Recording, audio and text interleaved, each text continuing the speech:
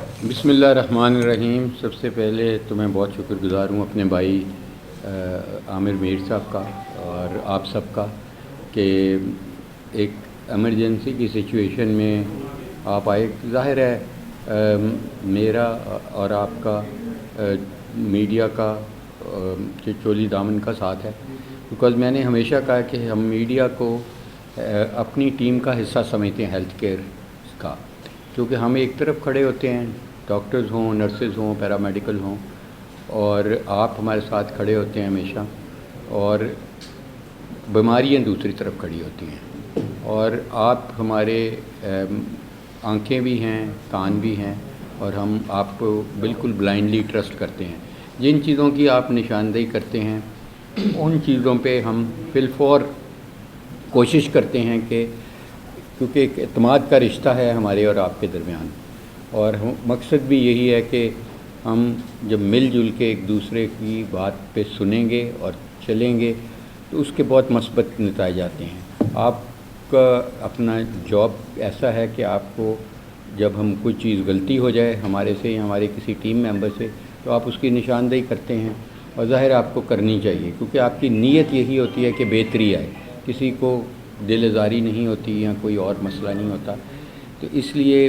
مقصد یہی ہوتا ہے۔ اور میرے خیال میں ذاتی طور پہ کہ کسی بھی ڈاکٹر کو یا نرس کو یا پیرامیڈیکل کو ہمارے سے ایکسپیکٹ کیا اور بالکل ٹھیک کیا جاتا ہے کہ چاہے جنگ ہے، چاہے ہمیں کوئی پیسے مل رہے ہیں یا نہیں مل رہے، چاہے ہم پہ دہشت گردی ہو رہی ہے، ہم نے مریض کے ساتھ کھڑے رہنا ہے۔ مریض کی جان بچانی ہے چاہے اپنی جان چلی جائے اس میں، یہ ہمارا ترہ امتیاز ہے ہمارے پروفیشن کا۔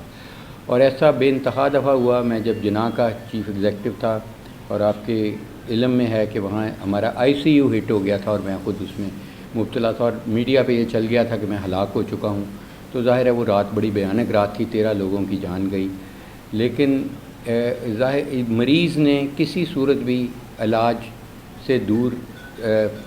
نہیں رہ سکتا، اور اللہ نے ہمیں ایک بہت بڑا احسان کیا ہے، مرتبہ دیا ہے کہ ہم مسیحائی کا پیشے میں ہیں کہ ہم نے مریض کے مذہب، ذات پات، اس کی جیب کچھ نہیں دیکھنی، اس کی بیماری دیکھنی اور اس کے ساتھ کھڑے ہوئے ہیں۔ جب ہم مریض کے ساتھ کھڑے ہوں گے تو ظاہر ہے زندگی اور موت اللہ بچاتا ہے، صحت بھی اللہ ہی دیتا ہے، درد بھی اللہ ہی کم کرتا ہے، لیکن ہم اس کا ذریعہ بنتے ہیں۔ تو اس لیے میں ہمیشہ یہی سمجھتا ہوں کہ ہمیں مریض کو کبھی بھی تنہا نہیں چھوڑنا، کچھ بھی ہو جائے۔ اور میرا یہ کال ہے کہ ہمیں کوئی بھی احتجاج بھی کرنا ہے، ہم نے کوئی بھی جو بھی ہماری ڈیمانڈز ہیں وہ گورنمنٹ کے ساتھ ہیں، گورنمنٹ کا مریض نہ دیکھیں، ہم مجھے نہ دیکھیں، منسٹر صاحب کو نہ دیکھیں، وہ ایک اور چیز ہے، لیکن ہم نے مریض سے پیچھے نہیں رہنا، اور یہی ہمارا موقف ہے۔ تو ہم جیسے میرے بھائی عامر میر صاحب نے ابھی کہا کہ ہم جب یہ واقعہ ہوا، اور واقعہ ہی یہ بہت ہی ایک ایسا واقعہ تھا کہ ایک تو ہوتا ہے کہ غصے میں جب کسی کا کوئی بچی کی یا بچے کی جان جاتی ہے تو امیجن کر سکتے ہیں کہ انسان ارریشنل ہو جاتے ہیں، ظاہر ایک دکھ کا موقع ہوتا ہے، ایک درد کا موقع ہے کسی کی بیٹی کا چلے جانا، اور لیکن اس واقعہ کے اگر آپ پس منظر میں جائیں تو آپ کو پتہ چلے گا کہ وہ بچی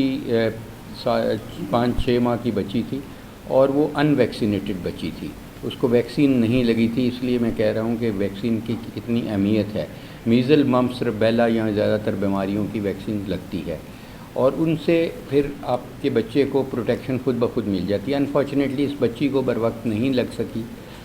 اور اس کو میزل خسرے کا بیماری تھی، اور بار بار اس کو نمونیا ہوتے رہے، اور اس کا لنگ اتنا ڈیمیج ہو گیا اس نمونیا کی وجہ سے